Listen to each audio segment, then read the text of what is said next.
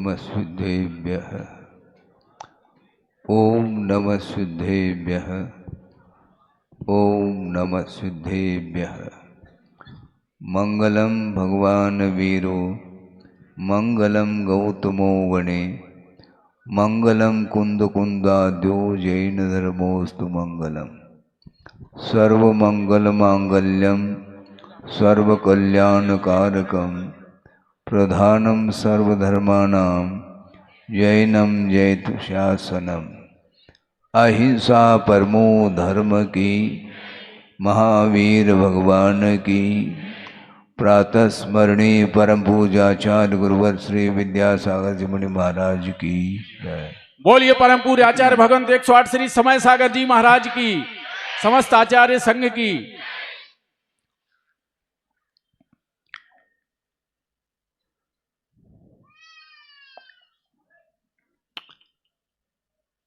एक समय भी ऐसा नहीं जाता जिस समय कर्म का आश्रव नहीं होता हो। कर्म इतना सूक्ष्म है, वह किसी भी इंद्रिय का विषय नहीं बन सकता। वह श्रद्धान का विषय है। जिसके अंदर आस्था है उसकी बात है। जिसके अंदर श्रद्धान नहीं है उसके सामने ये सारा सारा वर्णन किसी काम में नहीं आता। इसलिए आचार्यों का ये कहना है, जिनवाणी का श्रवण करते समय अपने अपने परिणामों को विशुद्ध रखो। महाराज विशुद्ध रखो ऐसा आप कह रहे हैं, कर्म के उदय में कैसे विशुद्धि आएगी, ये और प्रश्न खड़ा होता है। क्योंकि प्रति समय जब कर्म का आश्रव हो रहा है तो विशुद्धि के लिए ऐसा कौन सा प्राप्त हो। ये जितने भी शास्त्र गुरु उन साधनों का करने के लिए भी दृष्टि चाहिए। दृष्टि देव महाराज। ये व्यवहार की भूमिका में ये बात आती है कि महाराज हमें बोध करा दो, हमें ज्ञान भर दो। अच्छा, ये घड़ा है उसमें पानी भर देते हैं अथवा दूध भर देते हैं, उसी प्रकार आपके दिमाग में हम ज्ञान भर दें, ऐसा संभव है क्या? एक पद्धति है, कथन पद्धति जिसको बोलते हैं, किंतु शब्दों के माध्यम से ही आपकी दृष्टि परिवर्तित हो सकती है। शब्द में अर्थ गर्भित रहता है। जो आगम में जिन शब्दों के माध्यम से वस्तु तत्व की प्ररूपणा की है, उस ओर दृष्टि रखने की आवश्यकता है। और शब्दों के अनेक अर्थ हुआ करते हैं। एक ही शब्द है, अनेक अर्थ को लेकर के वह रहता है।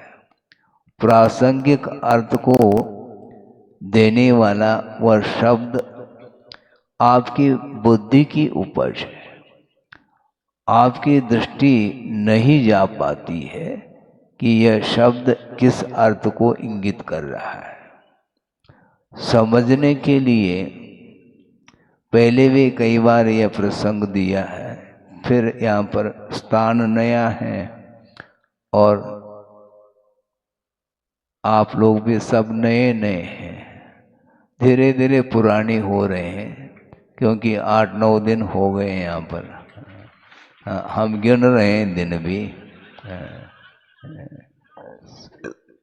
हाँ, 17 तारीख को शाम को आए थे। हम सुनो, इस 17 तारीख को शाम को आए थे, उसको भी इसलिए पकड़ा जाएगा क्योंकि 12 घंटे की जो रात है ये यहीं पर व्यतीत हुई है। और आज तारीख है 26 है, 9 दिन पूरे हो गए हैं। 9 और वो 17 का और ये बहुत यही तो है ना। वस्तुतः आप लोग जो गणित लगाते हैं लौकिक क्षेत्र में, उसका वो गुणा भाग यहाँ पर क्यों नहीं करते हैं आप? बिल्कुल, मान लो 12 घंटे जिसने ड्यूटी दी है तो 12 घंटे का वेतन तो तुम्हें देना पड़ता है क्या नहीं है? बिल्कुल पाई पाई वो वसूल कर लेता है। उसी प्रकार हमारा ये कहना है, एक शब्द भी यदि कान में पड़ जाए तो उसका कल्याण हो सकता है। हो सकता है ये संभावना के तौर पर इसलिए कहा जा रहा है क्योंकि अतीत अनंत काल की ओर दृष्टि यदि रखते हैं तो कितने बार ये शब्द सुनने को मिले होंगे जिसका कोई हिसाब नहीं है, क्योंकि काल अनंत व्यतीत हुआ है। वस्तु अनादि अनिधन है।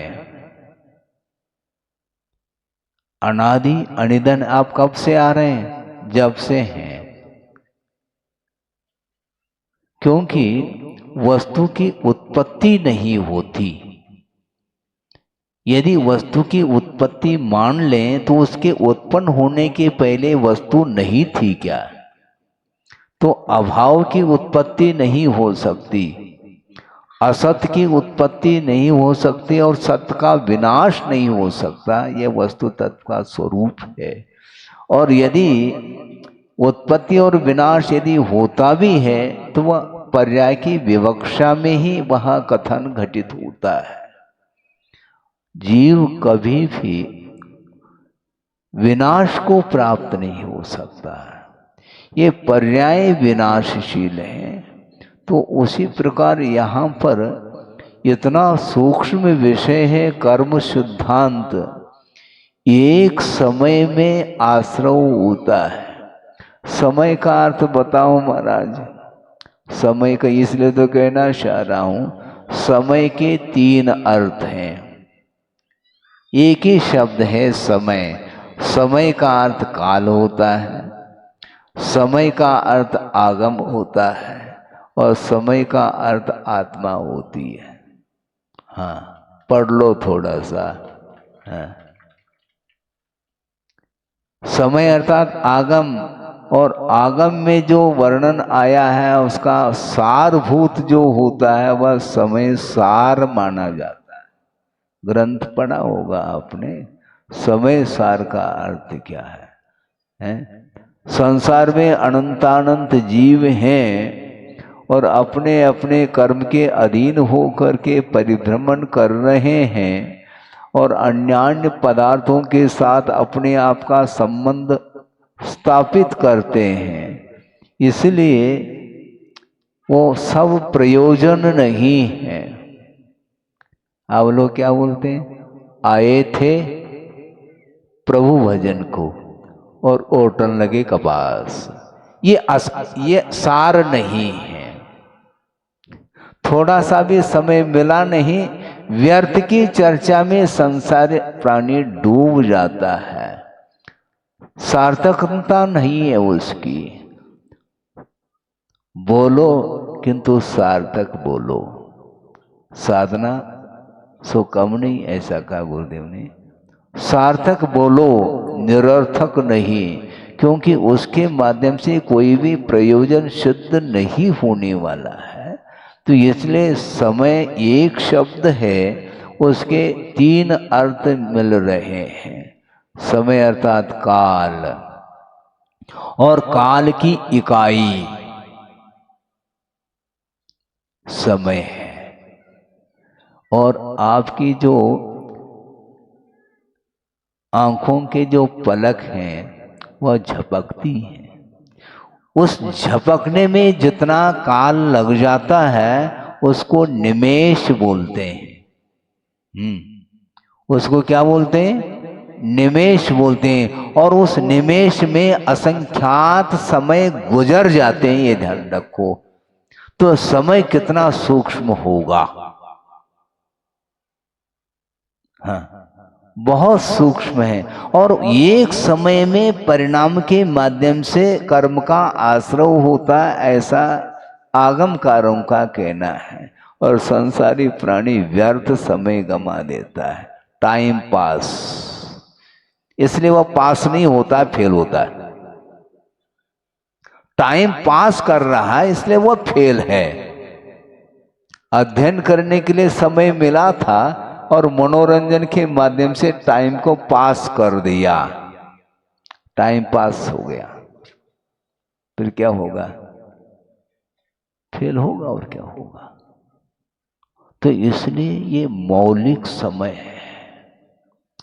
मूल्यवान यदि कोई वस्तु है तो ये समय है। एक समय में जो कर्मों का आश्रय होता है अज्ञान दशा में, उन्हीं कर्मों की निर्जना ज्ञानी लोग एक समय में करते हैं। हाँ, इसलिए हम समय ज्यादा देना नहीं चाहते हैं आप लोगों के लिए, क्योंकि बहुत मौलिक वस्तु है। आपकी भूमिका अलग है, अपनी भूमिका अलग है। हम प्रॉफिट चाहते हैं, लॉस नहीं। और आपको आनंद आता है, ठीक है, आनंद लो आप, लेकिन हमें किसमें आनंद आता है? श्रवण को बोलना पसंद नहीं, बोलना पड़ रहा है। हाँ, गुरुदेव ने ये कहा था कि बोलना अनिवार्य नहीं, आवश्यकता हो तो भाषा समिति के अनुरूप, आगम के अनुरूप निर्दोष वचनों का प्रयोग करना ये भाषा समिति है। और इसके माध्यम से ही सत्य धर्म का पालन होता है। और सत्य धर्म अहिंसा धर्म के ऊपर टिका हुआ है। केंद्र में अहिंसा है। अहिंसा धर्म के पालन करने के लिए कुछ चेष्टाएं होती हैं, मन संबंधी, वचन संबंधी और काय संबंधी। इन चेष्टाओं के माध्यम से वह अहिंसा धर्म का ही पालन करता है। जो गुप्ती में लीन है उसको बोलने की आवश्यकता नहीं पड़ती, किंतु वह गुप्ती में ज्यादा समय तक वह टिक नहीं सकता, इसलिए बाहर आना पड़ता है। तो उस समय वचन प्रवृत्ति की आवश्यकता पड़ती है। उस समय वह आगम के अनुरूप सावधानी के साथ जिन वचनों के द्वारा दूसरे का हित निहित हो, ऐसे वचनों का ही वह प्रयोग करता है। व्यर्थ वचन प्रवृत्ति ठीक नहीं है। हाँ महाराज, आपके लिए कौन सा कार्य है? आप तो फ्री बैठे हैं, फ्री नहीं बैठे हैं, ये ध्यान रखो। निरंतर उनका श्रवण का उपयोग वह आत्म तत्व के चिंतन में लगा हुआ रहता है। पंच परमेष्टि की आराधना अथवा शुद्धात्म तत्व के चिंतन के रूप में ही उनका समय व्यतीत होता है। इसलिए फालतू अर्थात निष्प्रयोजन एक समय भी नहीं गुजारना चाहिए। इस प्रकार श्रवण के लिए गुरु संबोधित करते हैं।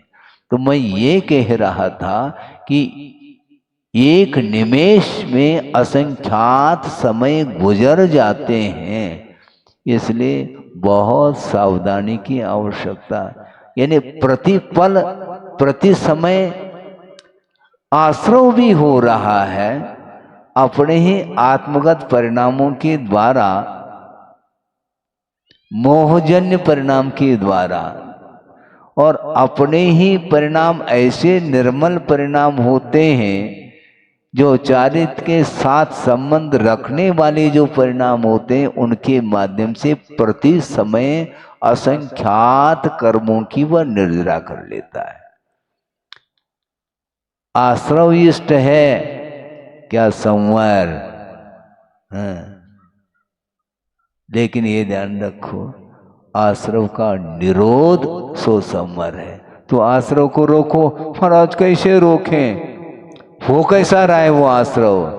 बिना कारण के, बिना परिणाम के आश्रव थोड़ी होता है। तो उन परिणामों को रोकने का जो पुरुषार्थ है वही संवर है। उसके माध्यम से कर्म रुक जाते हैं। पाप कर्मों का संवर और पाप कर्मों की निर्जना करने में निरंतर जो रत रहता है बहुत सावधान रहता है। तो इसलिए यह कर्म इतना सूक्ष्म है, वह किसी भी इंद्रिय का विषय नहीं बनता, किंतु वह आगम गम्य माना जाता है। और आस्था है तो आस्था के साथ स्वीकार करता है, नहीं है तो इस प्रकार की देशना अतीत अनंत काल में सुन चुके। पुनरावृत्ति हो रही है। क्यों पुनरावृत्ति हो रही? क्योंकि संसार की जो आवृत्ति है वह रुक नहीं रही। ये परिभ्रमण रुक नहीं रहा है। और पहले भी हमने कहा था कि यात्रा अलग वस्तु और परिभ्रमण अलग वस्तु।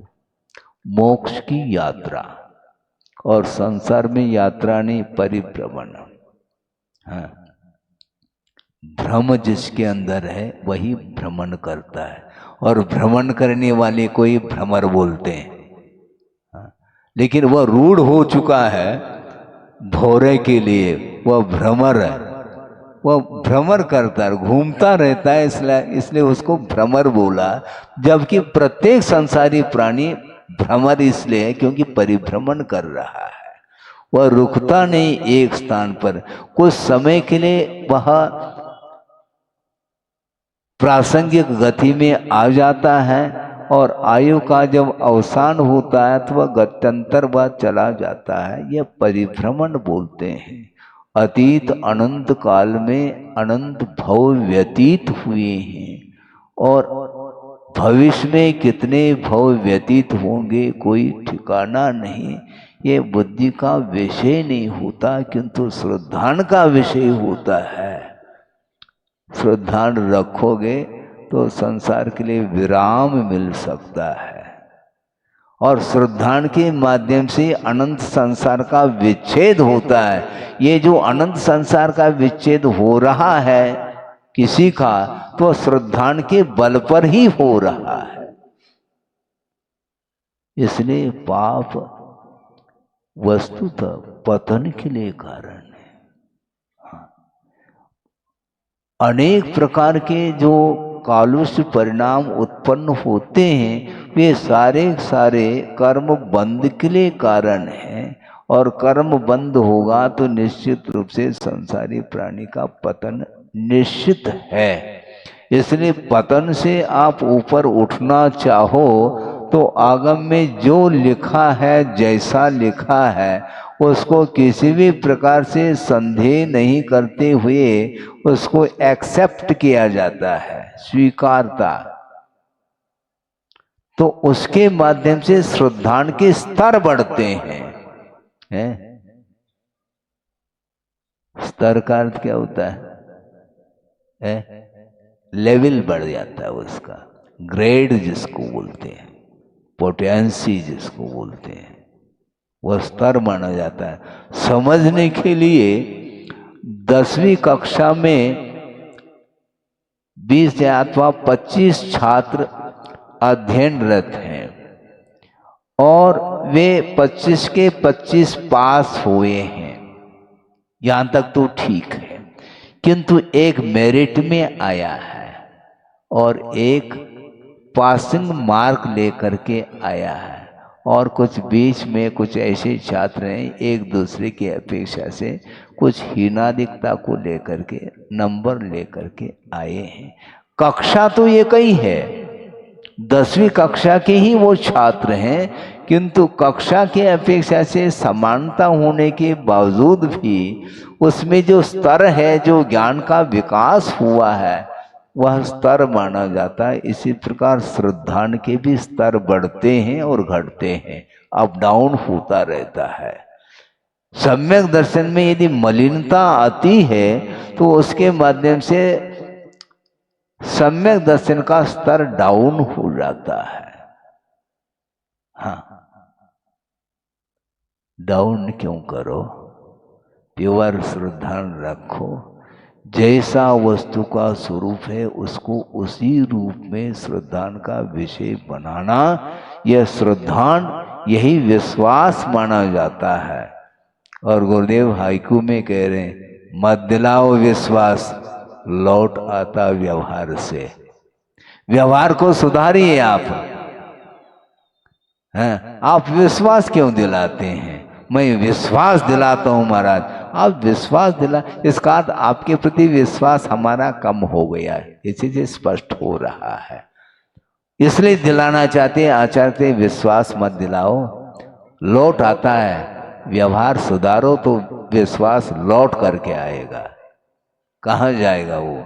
विश्वास तो रखो नहीं, व्यवहार, हाँ, व्यवहार सुधारो नहीं और विश्वास हमारे प्रति हो जाए। कैसा विश्वास करें? व्यवहार सुधारिए आप। हैं, स्तर बढ़ते हैं, क्योंकि सम्यक दर्शन के 25 दोष हैं और उसके माध्यम से ही सम्यक दर्शन जो निर्मल था, अच्छे क्वालिटी का, तो उसमें कमी आती है। आती है क्या नहीं? आती है।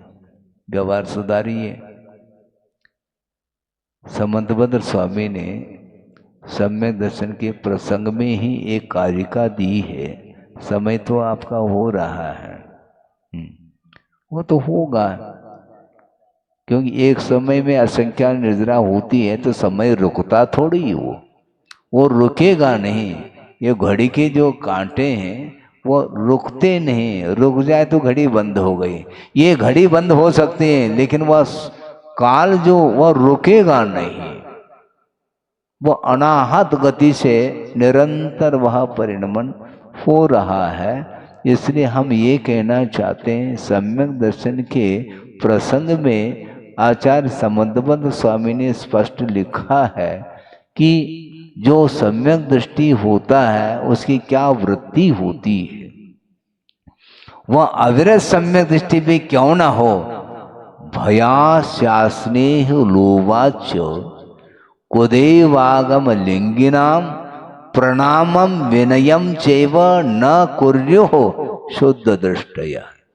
जो सम्यक दर्शन को शुद्ध रखना चाहता है वह भय के वशभूत होकर के, आशा के वशभूत होकर के, स्नेह के वशभूत होकर के वह कभी भी कुगुरु कुदेव कुशास्त्र की प्रति न प्रणाम का भाव रखता है न विनय का भाव रखता है।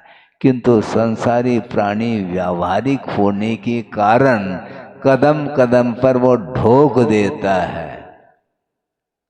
होता है क्या नहीं? हाँ, ये नहीं होना चाहिए। पर महाराज कैसे हम चलाएंगे? आपको संसार को चलाना है क्या धर्म के साथ? कोई एक टिकेगा, या तो धर्म या तो अधर्म, दोनों पैरेलल नहीं चल सकते हैं। धर्म जो है ये अधर्म का ठीक अपोजिट है और अधर्म धर्म का अपोजिट है। दिन और रात का दर्शन एक साथ नहीं कर सकते हैं आप। उसी प्रकार अधर्म और धर्म ये दोनों एक साथ चल नहीं सकते हैं।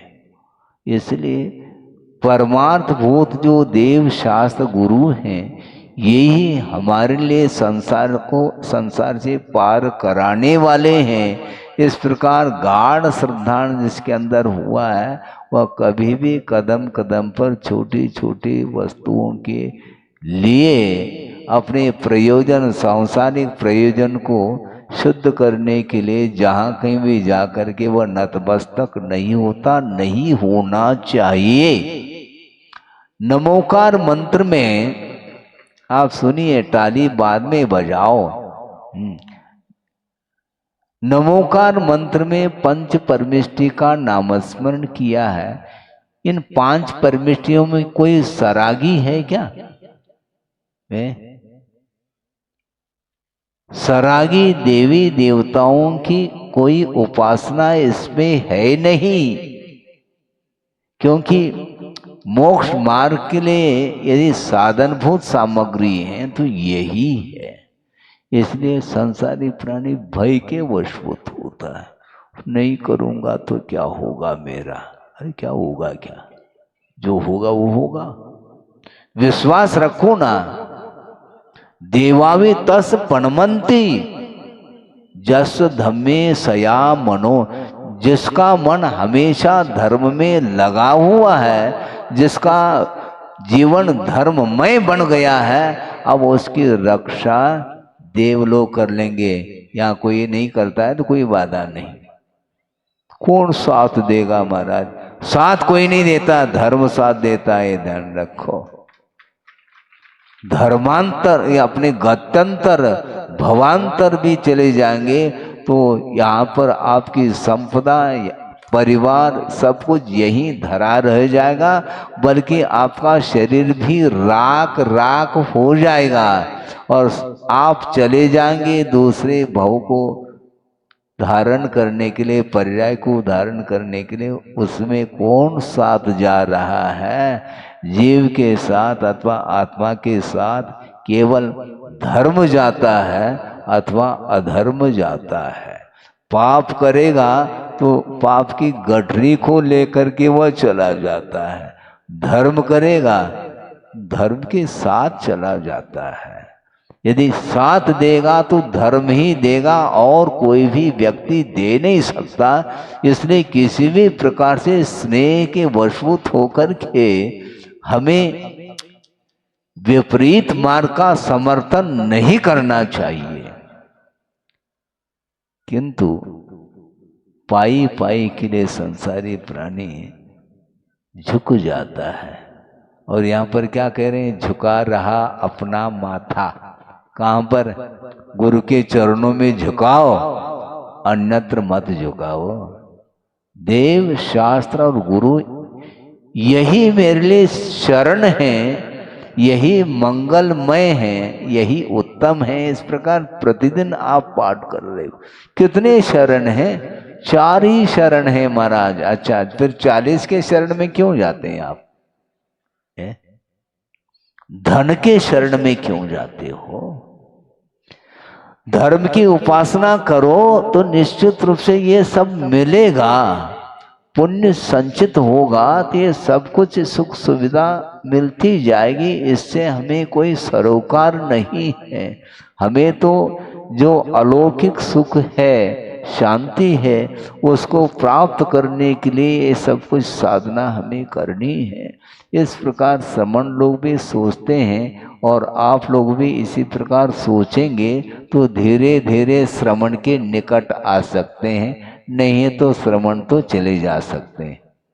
तो जाना ही है, और इसमें क्या दिक्कत है? मान लो आपके यहाँ कोई मेहमान आ गया, जिंदगी भर के लिए आपके साथ रहता है क्या? यदि रहने लग जाए तो बाहर निकाल देंगे आप उसको? वो 4 दिन का मेहमान है, 5वें दिन में वो कह देता है कि क्यों, क्या बात है? हाँ, कल ही कह रहे थे आप जा रहे थे, हाँ, गाड़ी चूक गई क्या? हाँ, कब चला जाए ये कहते हैं आप। हाँ, इसीलिए हमेशा के लिए कोई भी नहीं आता। इसलिए श्रमण कभी भी एक जगह रुकते नहीं। रुकेंगे तो निश्चित रूप से मोह जागृत हो सकता है। हाँ, इसलिए विहार करिए। हाँ, और उनका विहार जो होता है वह डेट फिक्स नहीं रहता। बिना बताए आते हैं और बिना बताए चले जाएंगे। इसी का नाम अतिथि। जिसकी कोई तिथि नहीं आने जाने की, उसका नाम अतिथि। सन 75 की बात है, फिरोजाबाद में चातुर्मास कर रहे थे आचार्य महाराज। उस समय मैं था, ब्रह्मचर्य अवस्था में था, और एक विद्वान ने कहा, और धीरे धीरे चातुर्मास जो है निष्ठापन की ओर था, और एक दिन आए और निष्ठापन हो चुका था। उन्होंने कहा कि महाराज आज का प्रवचन हमें बहुत अच्छा लगा, और कल जो है आपको अतिथि के ऊपर प्रवचन हम सुनना चाहते हैं, आपको अतिथि के ऊपर प्रवचन करना। हाँ देख लेंगे।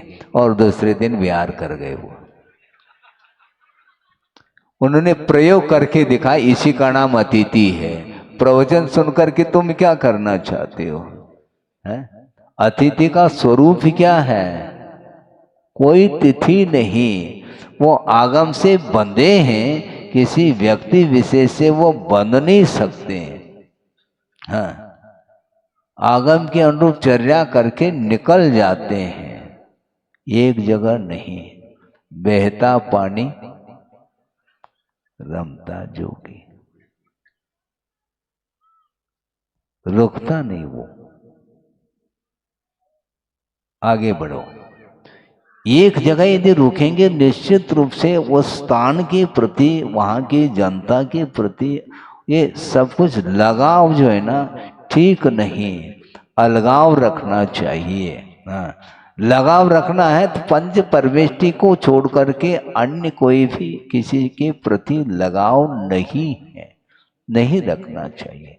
तो मैं ये कह रहा था, अपने परिणामों को निर्मल बनाने के लिए ये जितने भी दोष हैं उनसे ऊपर उठिएगा। 25 दोषों से जो मुक्त रहता है उसका सम्यक दर्शन निर्मल होता है। इसलिए अपने को आगम के अनुरूप ही श्रद्धान करना चाहिए।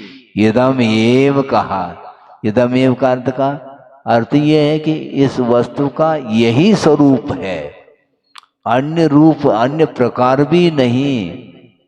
हाँ, अन्य भी नहीं और अन्य प्रकार भी नहीं। इस प्रकार अटल श्रद्धान रखना ये निश्चंकित अंग माना जाता है, क्योंकि गुरुओं के उपदेश के माध्यम से आत्मा का हित होता है, और गुरु कभी भी किसी का अहित नहीं चाहते हैं। और कहा भी है छड़ाला में, क्या कहा है?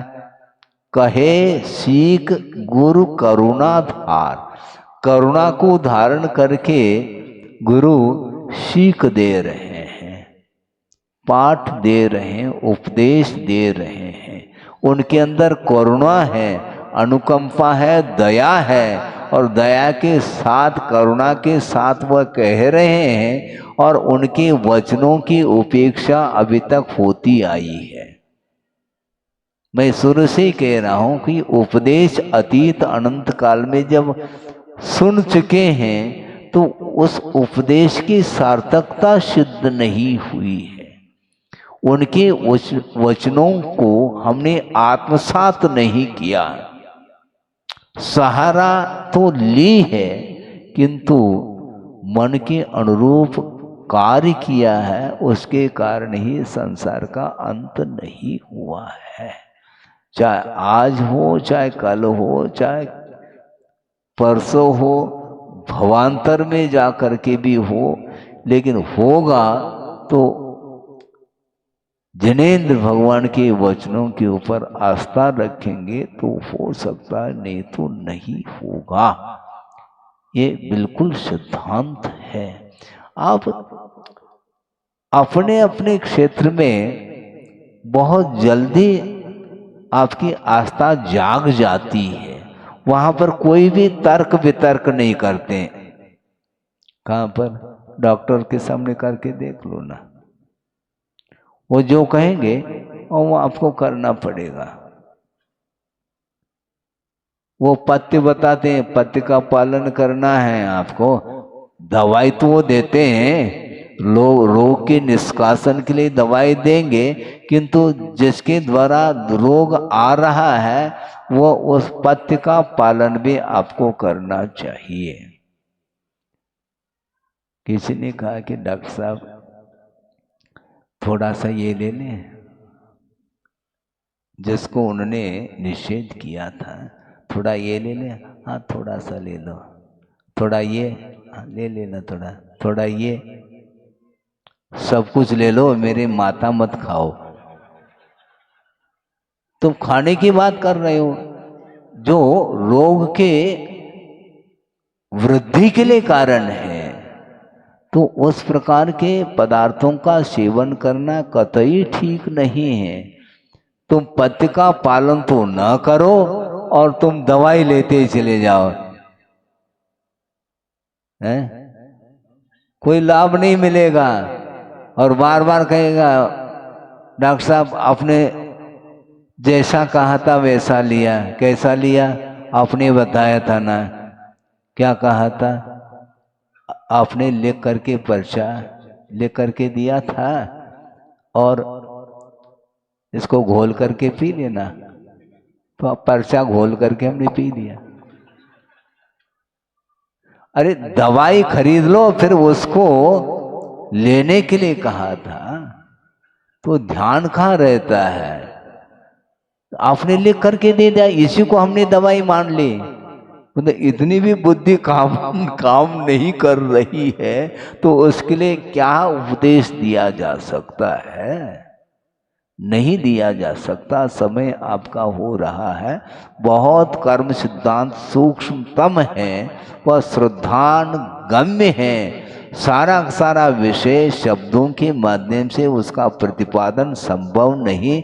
यहाँ तक कि आचार्यों ने कहा है, इतना सूक्ष्म तत्व का परिणमन है कि गणधर परमेष्ठी भी उसका विस्तार नहीं कर पाएंगे, क्योंकि वह केवल ज्ञान का विषय है। केवल ज्ञान के सामने गणधर परमेष्ठी का जो ज्ञान है वह बिल्कुल एक बूंद के समान है, ध्यान रखो। है अमूर्त पदार्थ का प्रत्यक्ष ज्ञान जो होगा वह श्रुत केवली को भी संभव नहीं है। वो इतना वह विस्तृत ज्ञान है। पदार्थ की जो सूक्ष्मता है वहां तक पहुंचना संभव नहीं, इसलिए श्रद्धान की आवश्यकता है। हमेशा श्रद्धान जो होता है वह प्रत्यक्ष के लिए नहीं होता।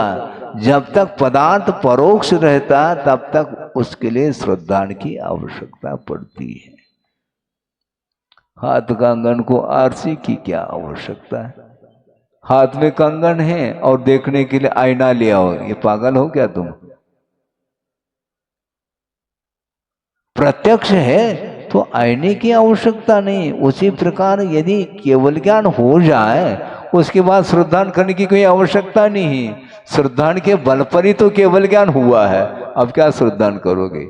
जैसा वस्तु का स्वरूप था वह सामने दिख रहा है, इसलिए भगवान भी हथेली में रख करके आत्म तत्व को दिखा नहीं पाएंगे, क्योंकि वह अमूर्त है। मूर्त हो तो दिखाए, वो रूपी नहीं है, वो अरूपी है पदार्थ। इसलिए इस सूक्ष्म पदार्थ के प्रति, आत्म तत्व के प्रति श्रद्धान करके ही हम अपने आप के आत्मा को परमात्मा के रूप में ढाल सकते हैं श्रद्धान के बल पर। और श्रद्धान होने के उपरांत, ज्ञान होने के उपरांत उसके अनुरूप जो आचरण करता है उसी के लिए वह शुद्ध परमात्मा तत्व प्राप्त हो सकता है। उसके लिए साधना की आवश्यकता है, और वह साधना भी आगम के अनुरूप और गुरुओं के संकेत के अनुरूप यदि करते हैं तो निश्चित रूप से हमारा मोक्ष मार्ग बिल्कुल उज्जवल रहेगा, और उसके माध्यम से निश्चित रूप से वह मुक्ति मिल सकती है। मिले इस पवित्र भावना के साथ। अहिंसा परमो धर्म की जय। बोधि समाधि परिणाम शुद्धि स्वात्मोपलब्धि शिव शोक सिद्धि। चिंतामणिम चिंतित वस्तुदाने त्वामंद मानस्य ममास्तु देवी। परम पूजाचार्य गुरुवर श्री विद्यासागर जी मुनि महाराज की जय।